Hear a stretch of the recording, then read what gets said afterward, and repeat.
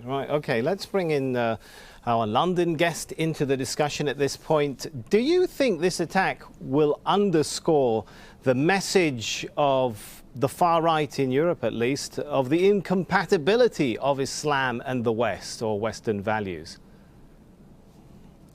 That's a pretty atrocious question, if I may say so. We're about 24 hours away from 12 people being gunned down in a newspaper office in the centre of Paris, in a European city, because they offended, allegedly, Islamic blasphemy laws which France, Britain and other European countries do not have and do not believe in and do not follow. And for you to turn the question immediately, not on the people who've been massacred because of asserting their rights as European French citizens, but onto the alleged terrible discrimination of the French is really quite despicable. So I didn't ask you anything about discrimination of the French. Let me repeat the question. You went straight on to the alleged backlash. Let me ask you the question again in case you didn't understand it. Do you think this attack, we are in our news bulletins talking in more detail about the actual attack. What you were invited to discuss in this show are the implications of what might follow the attack. Will it underscore the message of those who say there is an incompatibility between Western values and Muslim values? No, you want to paint the narrative which you think turns immediately, not from the attackers, but on the French society, which you would like to portray. I'm giving you my answer, so why don't you listen to it?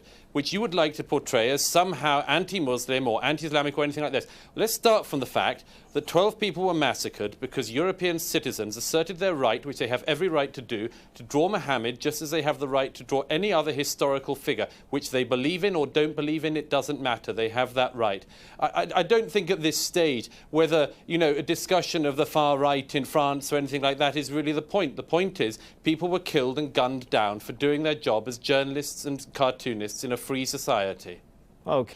In countries like Britain and France, most of us are not Muslims, and we do not believe in Mohammed as the founder of any faith that we follow. People are Christians, atheists, all sorts of things. You cannot expect, and this is the crucial thing, Muslims should not expect non-Muslims to abide by their own belief systems. You can yourself decide, you as a Muslim do not want to depict Mohammed, but the idea that is coming along in Europe at the moment is a growing idea that people who are not Muslims, who do not believe in Mohammed, who do not follow Islam, are also to be have to obey the rules of Islamic blasphemy.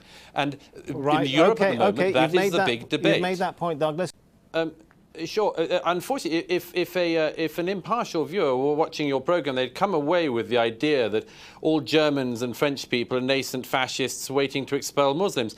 Actually, you just painted, for a journalist, it's quite shocking. You just painted a completely inaccurate portrait of what is going on in protests in Germany, which, in actual fact, if you look at it, are highly specific. Can I finish my point? Let me correct you on a factual point. I didn't say all Germans or all French are looking to expel Muslims, and I didn't mention a protest in any particular country. So now that we got the facts straight, please go ahead. Your incredibly biased portrayal of European citizens starts from your misportrayal of people turning out at protests as being against all Muslims or wanting to expel them.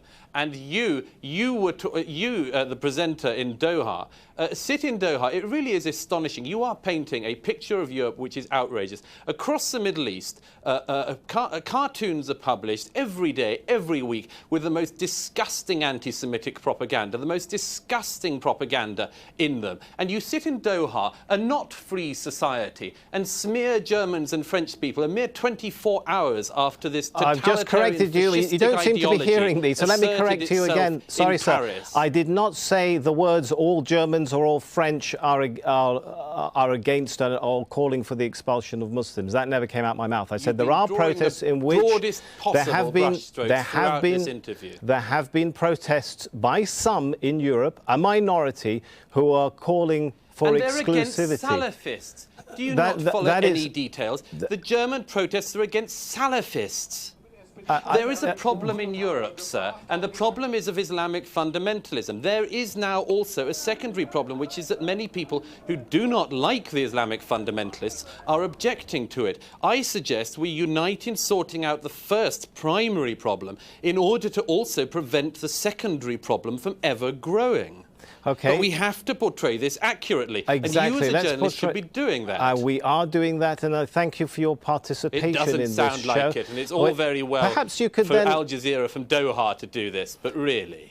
Do you believe that what has happened today is a fringe example of the behavior of a few Muslims, or do you in the far right, or do you in the far right, or do you in the far right, or do you in the far right, or do you in the far right believe that this is an example of why Muslims are incompatible with European culture? I will answer it because I'm a free person and a free European in a free society. And I can tell you that the primary problem is people who walk into offices and gun people down. There will be people in Europe, and I hope that they do not grow in number, who will object to that in a particularly unpleasant way. I hope that we all unite in stopping the fascist Islamists who turn up to offices and disgrace the name of their religion and attack people because of their right to freedom of speech. I think that's what we need to focus on.